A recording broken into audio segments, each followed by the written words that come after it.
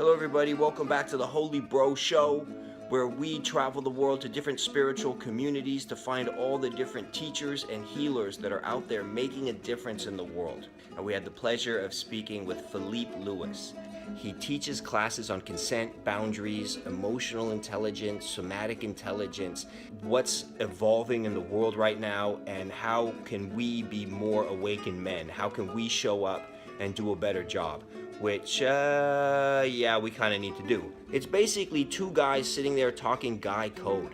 How we were raised, what was expected of us as men growing up, what were we taught on what's appropriate on how to approach women and deal with the women in our lives, and also now with the metoo movement, how a lot of that stuff is changing. It's a long interview, so down below I put the times. If you want to skip ahead and check out the section that you want, you can go ahead and do that.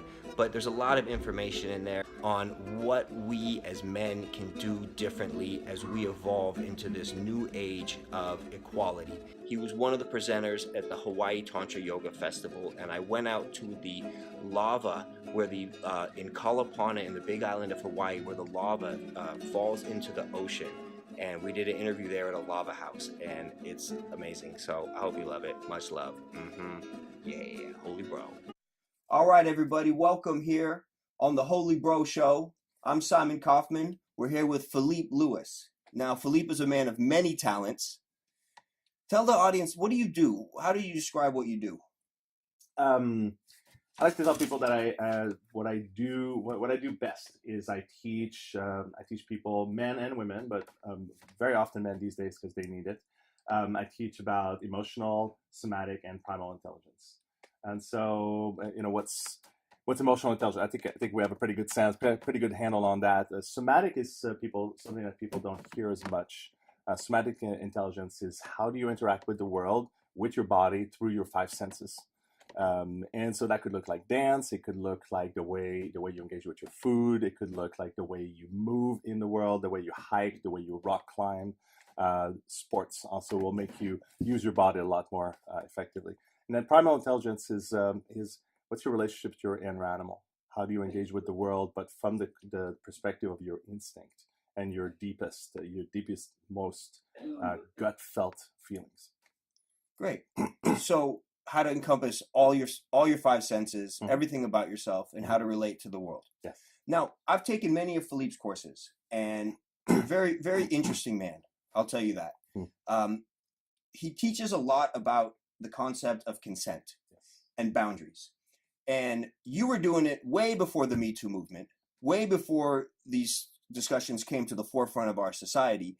And one of the things that I really picked up that I learned from some of the classes that I want to start off with is that we know as men, we know the idea that no means no, right? If you're trying to, hit on a woman, you're trying to make a move on a woman and she says no, you stop. But one of the things that you taught me that I never even thought about was even if a woman doesn't say anything, it could mean no. Why? Because it's possible that she just can't find her voice right now. And so what you taught me is that it's our responsibility as men, when we're with a woman, to really use that somatic intelligence and that primal intelligence to do a better job of keying into her to see, is she with this? Is she interested in this right now? Because as men, we kind of like, it's our job to pursue. It's their job to kind of be pursued. And so we're not thinking that. And resist too. Often the job, at least culturally, at least in the past, up until now, or up until more recently, their job is also to resist, put a certain amount of resistance to not be too easy. Interesting. So what could you expound on that and explain a little bit more of that to people out there? Because I think it blew my mind. It was very fascinating when I learned that, maybe I look back in my past, maybe there were times I slept with a woman and I thought it was consensual and she wasn't that into it and I was clueless. So could you expound on that a little bit? Well, I mean, it's so if culturally at least the game was you pursue, you be pursued, you resist, you push up until the moment where things kind of move in a certain direction. Well, now we're moving into sort of a new paradigm where we're not, first of all, not everybody likes that. Not everybody's into that. and there's a growing sense that everybody should be able to have it the way they want it. And how do we go about it? Well, we have to become more sensitive to each other's feelings, pace, desires, and boundaries. Well, how do we do that? Well, we can't do that when we're playing this game of pursuer pursued, unless that's what we agreed upon. Like, oh, this is how we're going to play the game. I mean, this just like any sports game. You set the rules, and then you play the game, and that's how then if you're winning, or if you're not winning. And in the game of sex, and in the game of romance, the point of winning is that both people are basically having a good time and really enjoying themselves. I mean, the same could be said of sports. I mean, you win, you lose, and then at the end of the day, you're just had a good time. So what's happening now is that what we're realizing is that this old school game of pursuing and being pursued is actually not allowing everyone to have it their way. There's some people who are like, I don't want to pursue, I want to be pursued. Some men feel that way, and some women say, I don't know if I want to be pursued, or sometimes I want to change my mind. And if I change my mind, I don't want to have to like put a ton of pressure back in order for it to be clear to the guy that I'm not into it. So I think that we're growing into a greater and deeper sensitivity around like, what does it mean to play this game, and what does it mean? What it means is that we have to become much more keen on what's actually happening for the other person. And in the past, it was all about the guy pursuing and the woman being pursued most of the time, but that's just a cultural sort of fantasy or cultural what would I call that? Just a script. Like a dynamic, dynamic, right? Yeah, but it's not always happening that way. Clearly, when you look at two people engaging, it's not always like that. Sometimes the roles flip and all that. So I just want to say that's just sort of like the fantasy script that some people play up the same way that masculinity is a script and we play into it. So what we're noticing now, especially with the Me Too movement, is that there's a call for greater sensitivity. And what that means is really paying attention moment to moment. Well, where you're at, you're looking at somebody, you're engaging with somebody, both men and women. Where you at emotionally, where you're at in your body. Are you feeling good emotionally in your body? And if you want to go into a primal place, like how are you feeling how's your animal feeling, especially if you like primal play. The point is that what you're speaking of is keying in. Keying in is just basically slowing down and really paying attention to what's the communication here. And the communication can happen verbally, but it can also happen emotionally. It can also happen somatically. Somatically meaning, well, the body is actually telling me this or it's telling me that. When a person's grabbing you, pulling you their way, you kind of know that they want you closer. If they're pushing you away, they want you further away. Now, if they're not doing anything, what does it mean? So for a lot of men who are so focused on harder, faster, more, they lose track of what's going on for the other person because they're so focused on the goal. But that's because the goal is them winning or them getting into the other person's pants. And the goal for the woman is only to do this, well, up until more recently, is just only to do this with the guy who basically shows the best, puts his best foot forward. But what we're noticing is the best foot forward now is how connected are we? How much are we paying attention to each other so we're both having a good time and we're both getting what we want? And then at some point in the process in the future, I think men are going to start to realize that there are times they want to have sex and there are times they don't. But because they're playing the script of masculinity, they think they have to want it all the time. And in so doing, they're sort of short-circuiting their own desires in favor of a fantasy of what they should be, rather than being really keyed in to themselves. So there's also space for men to not only pay attention to women's feelings and their bodies, but also paying attention to their own. I've observed, just by observing my own life, that sometimes when you're chasing after a woman, or you're trying to get her phone number, you're trying to get her to get a date with her, you're trying to get her in bed, oftentimes it's not even the sexual act. It's some of it's ego.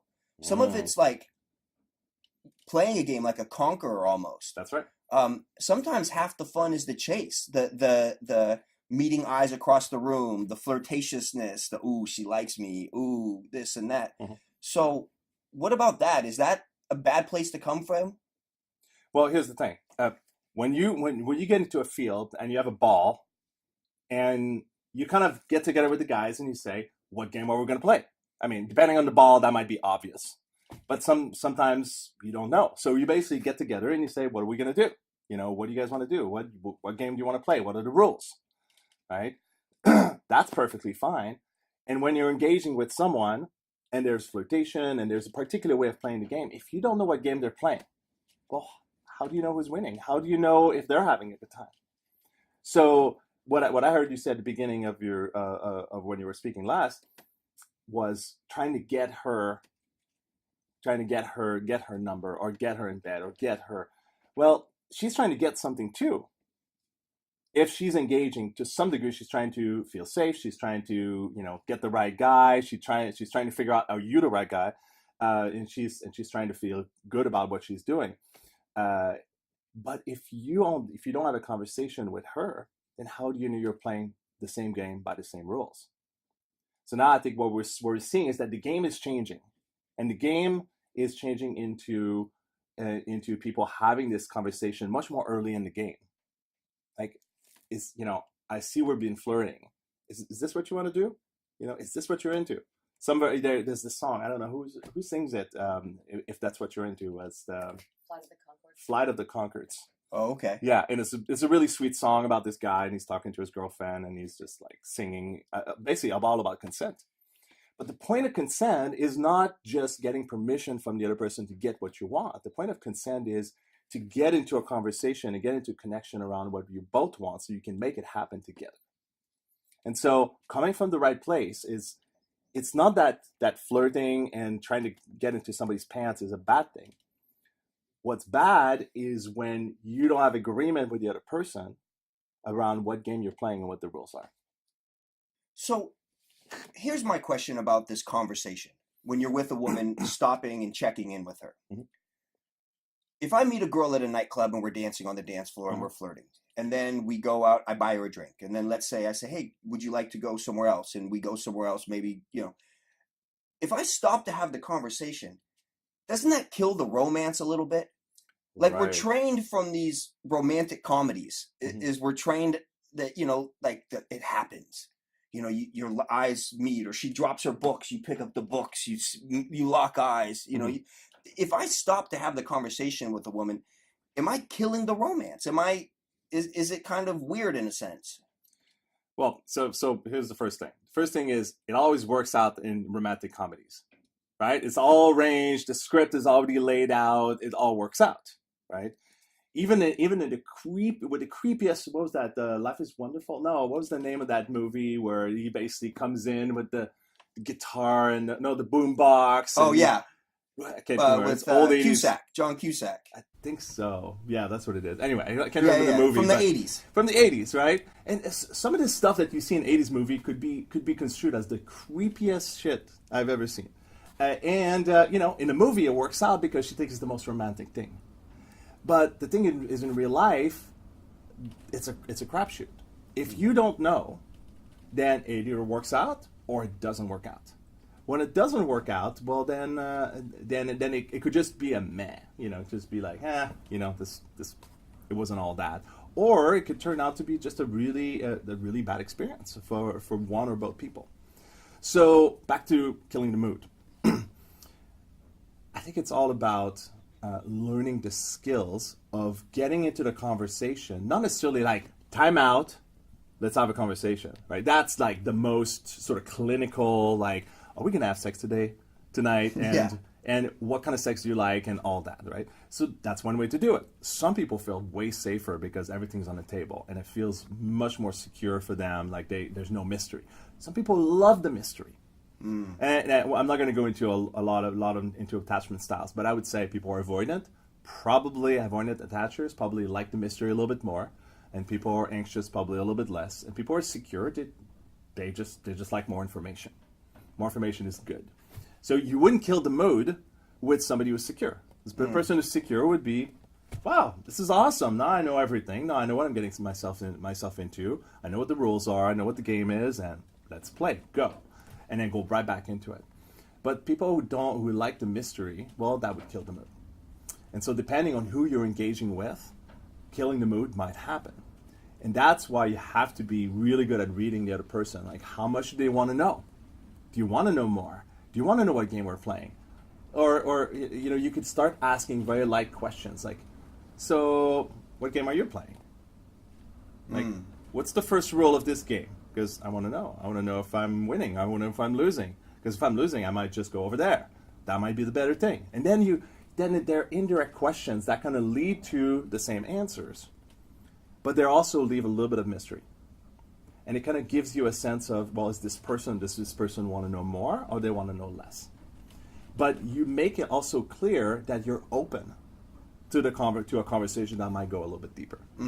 But you could do it in a really flirtatious way. You can do it. You can also say, and we could just totally stop and have this conversation right now. But it's really about how you do it. Just like, well, how do you touch a woman to make her feel like she's wanted, or to make her feel like she's fit, to make her feel safe? I feel oftentimes if you're hitting on a woman or flirting with a woman, the only difference between romantic and creepy is whether she's interested in you. Like, if I chase her down the street and I say, oh my God, oh my God, oh my God, you're the most beautiful thing I've ever seen. Can I get a date? And she looks at me and is like, wow, I kind of like this guy. That's romantic. If I chase a woman down the street and I say, oh my God, oh my God, oh my God, you're the most beautiful thing I've ever seen, and she's not into me, she's going to like tighten up and it's going to be creepy. And I've also feel when I'm observing things that sometimes what comes across as creepy sometimes is just bad social skills. Yeah. Like you just don't know how to say it right. Like some people have poor social skills, or they want, and they're trying to be sweet, but it's coming across as creepy, and I always feel bad for those guys. Or they're using the '80s movie as like their training, for ideas of what to do, and then they show up at the boombox, and the girl's like, "Whoa, what was that about?" Well, women also need to realize too that, like, from a guy's perspective, putting yourself out there like that is hard. Yeah. It is not easy. It is one of the hardest. And every guy on planet Earth has tried at one point to kiss a woman, got rejected, and felt stupid about it. Like, that's part of being a guy. Yeah. Does it mean I assaulted her? Was I trying to be creepy? I was into her. Yeah. Well, look at the flip side of that. For every guy who tried to kiss a woman and the woman wasn't into it and the guy felt stupid, there's probably 100 women who basically received the guy trying to do that thing, and eventually the woman is just like, wow, this is happening all the time. Do I have a choice around this? And so there's, if you ask women what their experience is, you'll often get that answer of, wow, this happens to me all the time. So on one hand, there's that experience. I think women get approached a lot more, partially because that's the way the script is laid out. And now it's changing. So over the years, over the next 10, 20 years, the scripts are flipping and shifting and becoming it's becoming a lot more of a wide range of expression, independently if you're a man or a woman. Well, we're talking about consent. We're talking about, Oh yeah. Is it approaching somebody and doing something that might look creepy, right? So whether or not she's attracted, whether it's creepy or whether or not she's attracted, I think it has a lot to do with who this woman is and how much mystery she likes. I think it goes right back to attachment theory again. Like, depending on the attachment style of the woman, she might actually like the surprise and the random guy coming at her and saying, "Wow, I totally think you're the hottest thing," across the street or whatnot. It depends on the level of connection the woman needs. Now, attachment theory or not, if you don't know the woman, it's a crapshoot. If you know the woman, then you would approach her in the way that works best for her. But how do you know that unless you've actually had a chance to connect with her? So the crapshoot looks great in the movies, or not? The sort of like the sudden romantic move looks great in the movies, but in real life, you just don't know how it's going to pan out because you don't know the person. It's the connection that creates the trust, that creates the yes in the person, or that allows for the yes to occur. It's not necessarily that somebody will be a yes to you because you've connected with them, and that now they trust you a little bit more. It's more like it just allows for their yes and their consent and their willingness to engage with you to show up. But if you haven't connected with them and you approach them randomly on the street, that connection's not there, the trust is not there. They might be instantly attracted to you, or they might not, and you don't know. And so it might work out or not. One of the benefits of the Me Too movement that's been happening is these discussions are coming about. And a lot of my female friends have shared with me things that they might not have shared with me 10 years ago. So for the men out there that care and that want to do a better job, what do we as men have to do to show up for the women in this Me Too movement? What do we have to change? What do we have to do?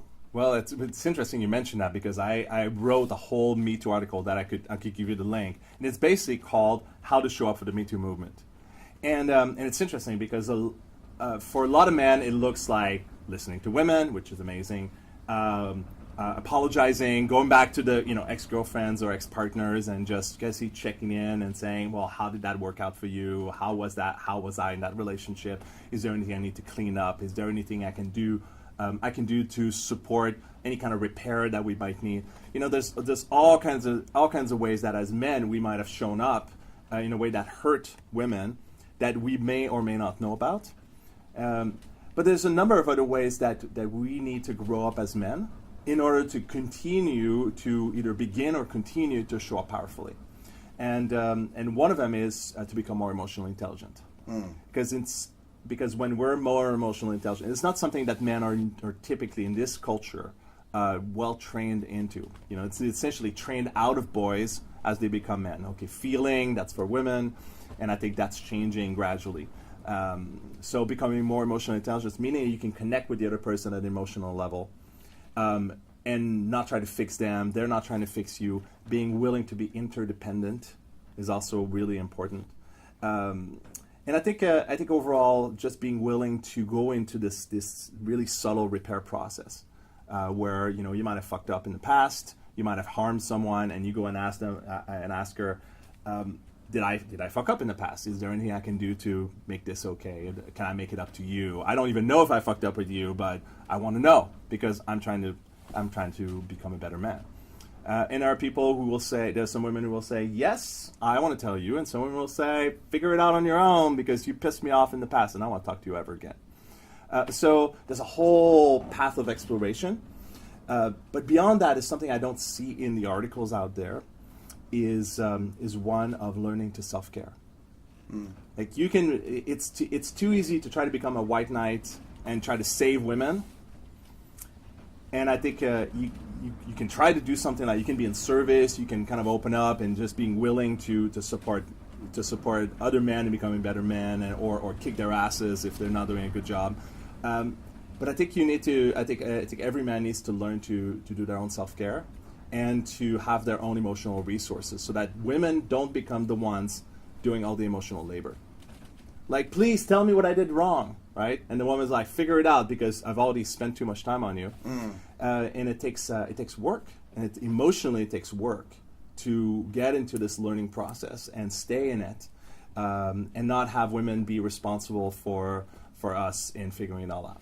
And so, and that what that looks like is finding other men to be in circle with and receiving support by, support from, and finding our own emotional balance so that as we grow to become better men, we can figure it out. We can figure it out when we're fucking up, and we can actually get into this repair process on our own.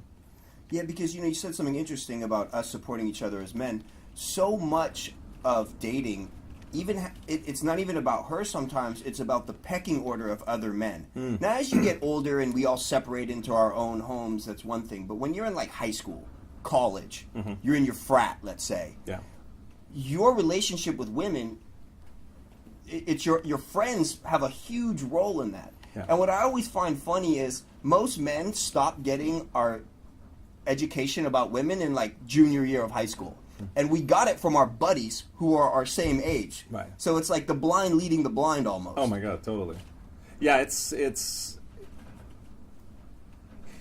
and we all learn it from TV and movies and whatever we hear is the right thing to do, or some book on pickup artistry or whatever it is.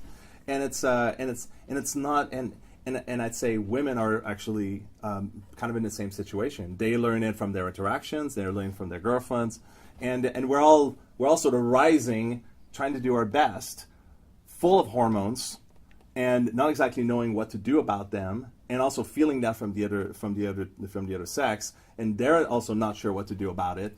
And we're also living into this culture that tells us this is the way to be a man, this is the way to be a woman. All of that's mixed together into this big soup, and we just try to figure it out.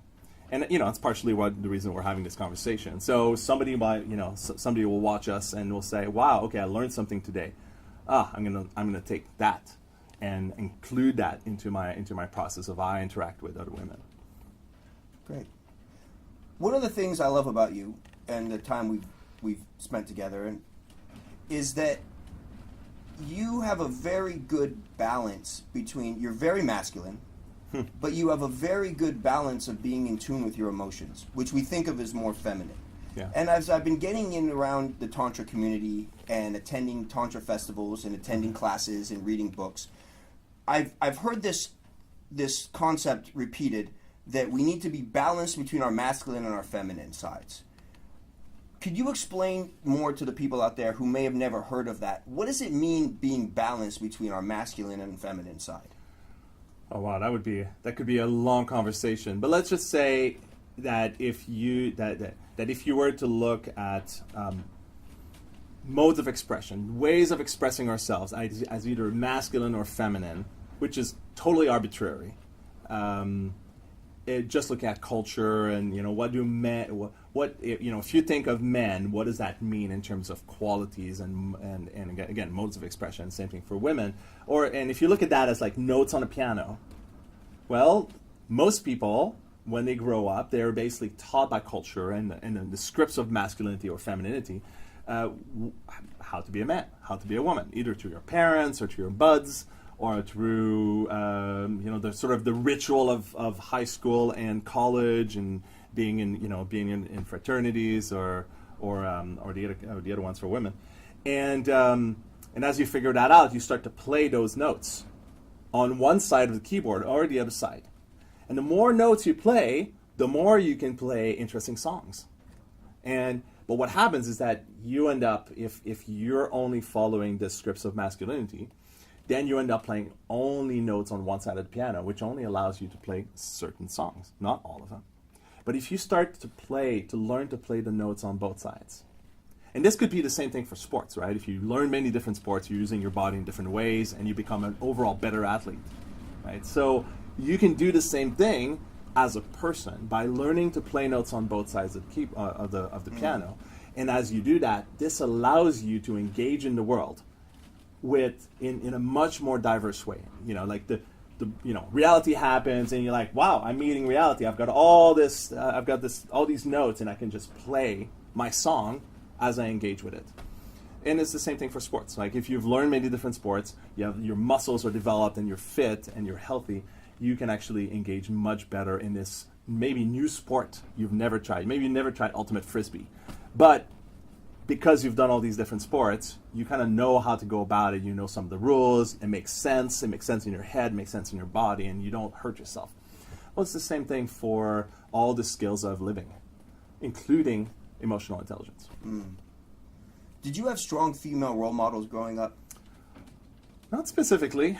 I mean, I was a nerd in high school. So when you said you're a very masculine man, I was like, I had a moment of like, wow, I've gone a long way. I was a nerd in high school. I was like the typical Revenge of the Nerd. If you ever seen the old school Revenge of the Nerd movie, like that was me. Okay. That's in the first grade of high school, the pocket protector, because at the time that sounded cool. But my dad's an engineer. He had a couple. And I was like, well, I'll take. Oh, no. And I was carrying all my classes, all the binders, all my classes for the whole day. Like I didn't know better. And my dad's an engineer, so kind of learn how to fix things, and they never told me what it's supposed to be like to be a man. I was just looking at my dad, looking at my mom, and who are doing their own sort of gender-based roles, but they never told us what it's supposed to be like. So I just kind of grew up with both my parents expressing in a fairly good way what it's like to be a good person and a full range person, And then later on, I realized I'm missing some skills. The things that I just decided to do because the opportunities came my way, or my friends said, let's do this, or let's play Dungeons and Dragons, or let's play, or my uncle giving me a personal computer when they first came out, and me starting to do coding way before coding was a thing. That's just because it came my way. But then eventually I realized, I'm missing some of those notes. Like there are things that I don't understand in my interactions with women, and I really need to work on that. And that's how I became more interested in developing my emotional intelligence. So it seems as if the terms rapist, like what does it mean rapist? What does it mean sexual harassment? Sexual harassment could be smacking a girl in the butt. It could be saying, hey, you look good today. Like where did the definitions... I'm sure you didn't intend it to be that way, but it's a really complex situation that we're in. So first of all, these definitions are evolving because the game is evolving, because the rules are evolving, because how we perceive what's a good interactions between two humans is evolving, between men and women is evolving. What's appropriate? And what's appropriate is also evolving. So of course there's technical definitions by law, but the definition of are we having a good interaction here? Is everybody on board with this interaction? And what does it mean when we're not? That's also evolving. In the past, when the man had to pursue and the woman had to basically put up enough resistance to not be too easy, which is a super simplistic game that doesn't include everyone, well, a guy would just do the smack on the butt or try to push himself on her, and as simplistic as the game was, for some people it was working, for some people it wasn't. Now what we're seeing is a complexifying of that game. And as a game of connection, we're noticing that the old rules don't work anymore, that the old rules actually are kind of offensive. In the same way that a lot of old ways are offensive from 100 years ago or 1,000 years ago. And so, yes, sexual harassment is becoming something that it wasn't before, or that we didn't think it was before. Yes, trying to steal a kiss for some people will occur as, I didn't want that. I mean, if I was to hug you and I was to try to kiss you or grab your butt, you'd be like, dude, what's up with that? So, actually, there was a great article about anything that. Don't do anything you wouldn't want The Rock doing to you, or that you wouldn't do to The Rock. I can't remember which direction it was. Because he's stronger physically. Well, he's more like, here's a dude. Yeah. And it's essentially setting the stage for don't do anything that you wouldn't do with him. Don't do anything to a woman that you wouldn't do with him. Just basically because men typically don't want to interact with men in that way. It kind of shifts their perspective to just get into the realization that some things that you do with women might occur in this kind of unwanted way, in the same way that if a dude was trying to do that to you. So, and it kind of helps guys kind of get a little bit more clear that that thing they think is not that bad is actually kind of creepy or kind of stupid or just in bad taste, whatever we call it. So what I'm saying is that all of that's evolving really, really, really rapidly. And guys are like, well, can I still engage? How do I still engage? And I think it's being in that kind of mystery or that kind of I don't know, actually creates more space to actually go to someone and say, hey, what kind of engagement do you like? Like, what kind of flirting do you like? And yeah, it's not going to be all settled for a while, or it may never be. It may remain that in all new engagements, these initial questions, rather than the mystery, will be actually much more important. Sure. Or do you want to ask communication? Communication, connection is much more important than having an answer right away, which is, well, I'm going to smack your butt and see how you react. Plus, we don't know this woman's past. That's right. Was she raped in the past? That's and now, right. She's well, that's the thing, right? You don't know where people are coming from. So whenever I do a class around touch, I always tell people, just go really softly, really easily, because you don't know. Maybe a person is in this class and it's the most edgy thing they've ever done. And maybe they're pushing themselves out because otherwise they don't know how else to engage with others. Maybe they're super scared all the time. Maybe they can't sleep at night. Maybe they're just really desperate for somebody to hold them. We don't know. And because we don't know, and because of the Me Too movement, now we know better. We know better what's out there. We know it's a lot bigger. We know sexual harassment and sexual abuse is much bigger than we thought. And a lot of it, maybe we thought it's just not that bad, but really it is. Yeah. Or it is for a bunch of people that if you were to say, oh, it's not that bad, they're like deep down inside, they're like, you fucker. It actually is bothering me. It's bothering me all the time. And if you smack my butt, you will be in the group of guys that I can't trust anymore. Yeah. And that's actually something that happened to me. Actually, talking about the kiss, right? So I had a friend many years ago, and I'd like to think I'm pretty good at this stuff, but I'm way better at it than I was. And at the time, I thought, well, it looks like she's ready to kiss. So I went for a kiss, and she didn't want it. I didn't push any further. But more recently, I had a conversation with her because I had done something else, and so I told her about that thing, and I said, well, how was that for you? And she's like, I don't remember, but I remember the kiss. And as soon as you did that, I lost my trust in you. And it was just a small thing. That wasn't that bad, right? But it was enough for her to decide, that's it. Yeah. That Phillipe guy, nah, I don't want to be close to him in any way anymore. Wow. And so it's sometimes it's the smallest things that we may consider as okay, or it's part of the game and just deal with it and just be okay with it, but we don't know. Like, for some women, they're okay with it. For some women, they're like, yep, I know. I walk into a bar, I'm going to get grabbed, and I'm okay with it. And for some women, they're not. And you don't know that. Yeah. So the conversation around, like, what's okay for you? Or what do you want? I think that's the most important part. Is to stay in that conversation, and that will create much more solid connection, which would then create better trust. And then you could go to a friend and say, God, I really wanted to grab your butt. And she might say, well, some version of, I trust you, and please do, because I feel good with you doing it, because you're not stealing it away, you're not pushing it on me, you're actually giving me the opportunity to say yes or no, and that's all empowering stuff. I've always felt with women, patience is a virtue. Mm-hmm. If she likes you, you'll get there eventually. It doesn't have to be tonight, it doesn't have to be tomorrow. Yeah. I've also felt that 90% of it is trust. She wants to, women want sex as much as men, but she wants to know, A, you're not going to physically overpower her, B, you're not going to shame her and tell people, and then she's going to be thought of as some slut in society.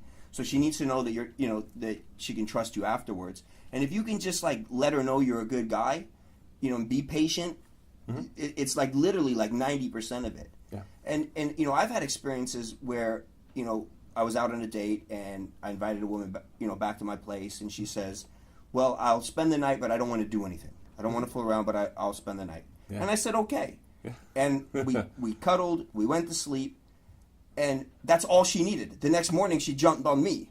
Right. Because now I proved to her that I'm not a pig and that it's okay. Yeah. And so I just err on the side of caution is one thing I've always tried to do, and just be patient. It'll be there when the time is right. If it's there, it will not go away.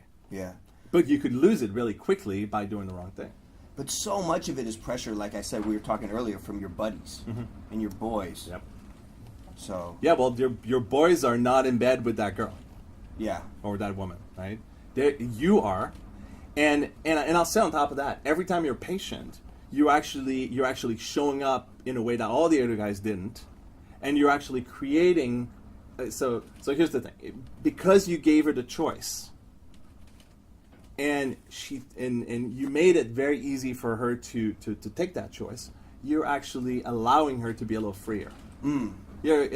You created a space for her to say yes or no and be totally satisfied with her answer, and that creates trust for the next question to come up, which could be, how about now? Or it could be, how about later? Or it could be, how about never? And just let me know when you change your mind. But all of that space of choice, that's an experience of freedom. That's an experience. Oh, I get to choose. It's kind of like you take somebody to the ice cream store and you say, pick any flavor you want, and you mean it, like I'm paying, and they're like, wow, for me, I get to choose, and this creates freedom in a world where so many women actually not given that choice. So you're actually showing up and creating freedom out of nowhere, just by you having that freedom inside of you and sharing it with her. Yeah, and also it's like if you ever played the game Capture the Flag as a kid, Yep. or even like a football field or a soccer field. So there's their side of the field and your side of the field, right? Your goal, their goal. If you just rush over, it's not going to work. And if you just wait on your side of the field, it's not going to work. You almost have to, like, by being patient, you almost create a space in the middle for the two of you to meet. That's right. Yeah. Yeah, and that's the most important part, because the essence of connection is that you meet and you both learn about each other enough that you both create the opportunity for each other to for both of you to have what you want. So imagine, like, often I look at, like, desires and boundaries as like an area on a map, right? So there's the two of you, and your area on the map of what you're up for and what you're into is here, and her area on the map is what she's up for is here. And if they don't touch, you're essentially wanting two different things. So ideally, you would say, all right, what I want is not what you want, and what you want is not what I want. So do we try to expand our area so they touch? Do we move so that they overlap, or do we just call it a day? And often what women feel is that they're being pulled into an area that they're not into, rather than just getting to know, okay, this is your realm of what you're up for, and this is my realm, and basically creating invitations that supports safety and an opening to try something new, for example. Or it's just like, okay, well, let's get together next day or the next week, and maybe there'll be more overlap.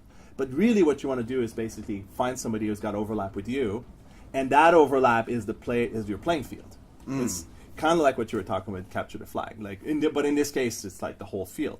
But the point is, like, you've got this area where you both can play, and you can both have a good time. If you can figure that out through connection, through conversation, even through exploring the mystery and teasing it out, you can actually find somebody who wants to meet you, and you want to meet them. Not just for a quick, I'm going to get in your pants and get the hell out, but for a, wow, this was amazing and I want to do that again with you. So how did you decide you wanted this to be your life's work? Well, I think it came down to, I was a nerd, I didn't know anything about women, and that whole realm of how do I engage with people in general was super exciting, and specifically with women, that was also super exciting. Maybe it comes down to I was a nerd and I felt like I never got my chance. And now I'm exploring it in a way, and I'm like basically teaching other people how to go about it so they can have their chance too. Because really, when you can meet other people that can meet you in the same game with the same rules, it's amazing. Like, I've had lovers where I didn't even know, I am 46 now, and I didn't even know that kind of sex was possible. And I thought I had enough lovers, and I know what it looks like. I knew the playing field. But wow, there was this whole area that was dark that I'd never explored, and it was incredible. And you don't even know necessarily that that's a part of you. Every time you meet somebody new, there's a new side of you that kind of arises to meet them. It's not just good old you. They're poking at areas of you that basically were muscles. It's like dancing with a new person that you've never danced with before. Well, their way of dancing is teasing out muscles that you never knew you had, and then you become a better person. You become a bigger person. You become more of a person just by that interaction. So it's not just about if you're going to get in their pants and have sex. It's also how are you going to engage in an emotional way or in a primal way. How are you going to engage with your bodies? How are you going to your scent's going to mix? How you're going to have amazing conversations. All of these things are present when you start to give them space, and then you discover that the interaction is way more interesting and way more fun than just a night in the sack. So do you do coaching for our listeners out there that want to learn more about this stuff? How do they get a hold of you? Well, they go to my website, www.exquisite.love, They have .love extensions now, which is awesome. Oh, wow. And then there's a button that says book a free intro session, and so it's free. Oh, great. It's like half an hour. We get to talk. We get to talk on the phone or on Skype. I'm in California in the San Francisco Bay Area, so you can come and meet me in person. But basically, it's just a small amount of time so we can talk and meet and see if we're a good match. If I see if what I have to offer you is what you need, and if what you're needing is something I can help you work on. Great. I love it. Well, thank you so much for the work you do. You're welcome. I mean, I've always, I don't know how to say this without sounding like a douchebag, but like I've always done well with women, thinking like, oh, I know all this, but you've taught me so much more to the game and so much more depth that I didn't even realize was there. So you've added to my life and my relationships and kind of made me chill out and soften up a little bit more, and I appreciate that, and thank you. So, well, I've seen you in action because we were at the same Tantra festival recently, and there's just what I appreciated about you is there was a likeness to how you engage with people. You were the MC too, which was super fun, super funny all the time, and you got that. But there's just there's a likeness in the way you were interacting with women I also was watching and was also learning from. And actually, that's one way we can support each other as men, rather than being competition, to be in conversation like, well, what works for you, and does what you do get you in deeper connection? Because the deeper connection is really, I think, where all the gold is, because that's what supports us in becoming better people in conversation with all the people in our life, and the people we're most intimate with are the people that are going to have the most impact on us and our growth. I love it. I love it. All right, guys, Phillipe Lewis, check it out, exquisite.love, and get your free intro session. And check us out on the Holy Bro Show, making the world a better place, being you betterly. Holy Bro Show. If you like what you see, please leave a comment, ask a question. If you like it, like the video and subscribe to the show. Check it out. We're doing it. See you guys soon.